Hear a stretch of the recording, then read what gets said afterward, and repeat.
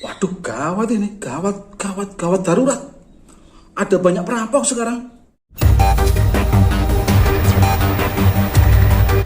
Assalamualaikum warahmatullahi wabarakatuh. Cuplikan video yang di awal tadi, mungkin sebagian penonton, apalagi yang belum mengikuti atau subscribe channel ini, mungkin bertanya-tanya dan bingung, di mana sih mas ada perampok sekarang? Mungkin bertanya begitu. Memang sih keadaan sekarang memang lebih baik daripada yang dulu. Memang keadaan sekarang lebih kondusif, lebih aman jika dibandingkan pada waktu saya kecil dulu. Tapi ini bukanlah perampok harta benda yang merampas paksa barang, uang, atau mungkin kendaraan atau yang lainnya diambil secara paksa begitu. Bukan. Sekarang ini perampok tersebut menyatakan, menganggap sejarah yang telah ada, sejarah yang murni diakui oleh mereka, dimiliki oleh mereka, dan masih ada hubungan dengan mereka Ba'alawi. Akan saya berikan contoh, salah satunya di sini. Ini nanti ada banyak sebetulnya. Pendiri NU,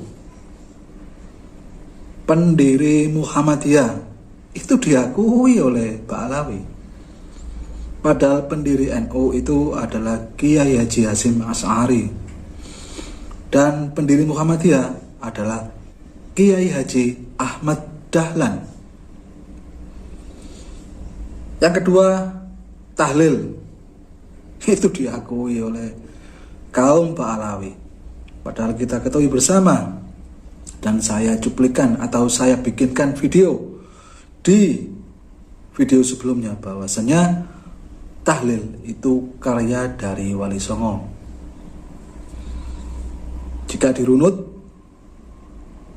dari kesaksian dan bacaan manuskrip Kiai Haji Hanan, itu 8 generasi manuskrip tersebut masih utuh. Kalau dihitung 8 generasi itu, kalau misalnya satu generasi umur 60 dikalikan 8, maka 480. Bisa dihitung sendiri, ketemunya ciptaan atau tahlil tersebut karya Wali Songo.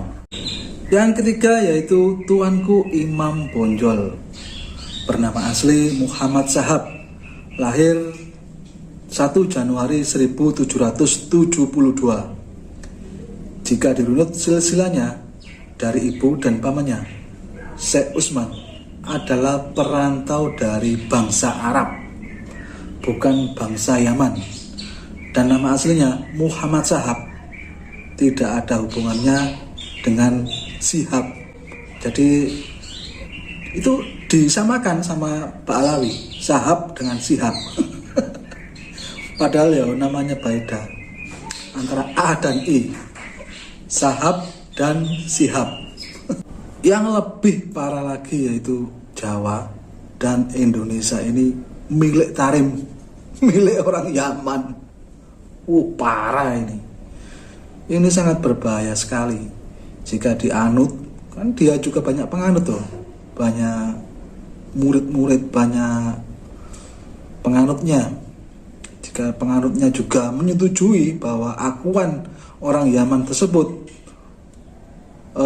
Jawa Indonesia ini dimiliki atau punya orang Yaman, bagaimana sejarah nanti? Maka ini sangat berbahaya sekali.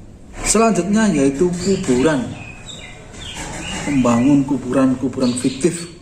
Jadi ada lahan kosong, ada tanah kosong, dibangun kuburan dan dilabeli Habib siapa gitu. Ini kemarin sempat viral ya di Probolinggo, tapi alhamdulillah sudah dibongkar. Ada 3 kuburan fiktif yang dibongkar oleh warga Probolinggo.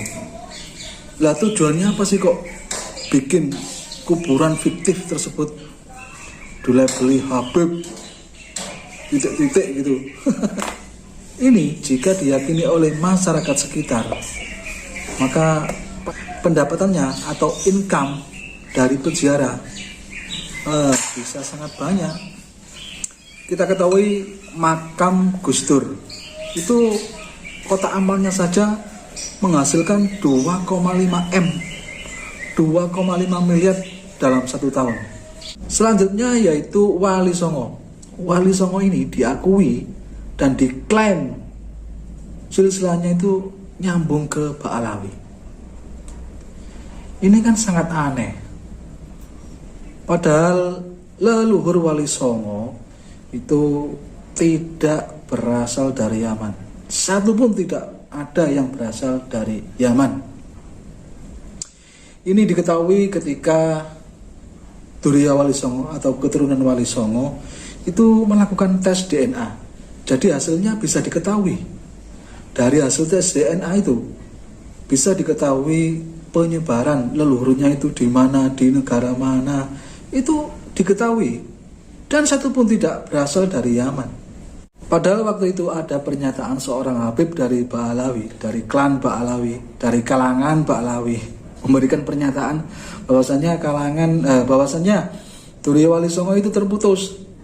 Durya Wali Songo itu tidak punya keturunan. Kan lucu, kan aneh. Terus gimana cara nyambungnya itu? Sekarang diklaim Wali Songo termasuk keturunan Ba'alawi, itu gimana? Selanjutnya adalah pernyataan Habib yang menyatakan bahwa Habib datang ke Indonesia ini mencetak ulama, mencetak kiai. Wah, ini kan salah besar. Padahal sudah kita ketahui bersama, di buku pun, di sejarah manapun, itu Wali Songo lebih masuk duluan menyebarkan agama Islam dengan damai. Pada waktu itu ya Wali Songo kan memang asli dari Persia, dari Arab begitu tuh. Ya memang kelihatan wajahnya seperti Arab dulu. Pada zaman penjajahan itu akhirnya Wali Songo menyebar, dan agar tidak diketahui Belanda itu menjadi satu dengan orang Jawa. Akhirnya ada yang berkeluarga dengan orang Jawa gitu. Sedangkan Yaman ini datangnya terakhir kali dan dibawa ke Indonesia untuk membujuk, untuk merayu orang Jawa, umumnya Indonesia. Wajah orang Yaman kan seperti orang kebanyakan orang-orang Arab gitu. Jadi agar orang Jawa tersebut manut atau menuruti, maka penjajah Belanda dulu mendatangkan orang Yaman agar bisa merayu, agar bisa membujuk, agar bisa menuruti orang-orang. Sebetulnya banyak pernyataan-pernyataan Bani Ba'alawi atau klan Ba'alawi. Ini pernyataan-pernyataan yang menyesatkan. Tapi kalau misalnya saya bahas di sini, nanti videonya terlalu panjang. Dan pernyataan-pernyataan tersebut perlu diluruskan agar sejarah yang ada di Indonesia ini, agar sejarah yang pakem, yang ada manuskripnya, yang ada bacaannya, yang ada tulisannya tersebut tetap terjaga. Maka kita wajib meluruskan. Kurang lebihnya mohon maaf sebesar-besarnya. Assalamualaikum warahmatullahi wabarakatuh.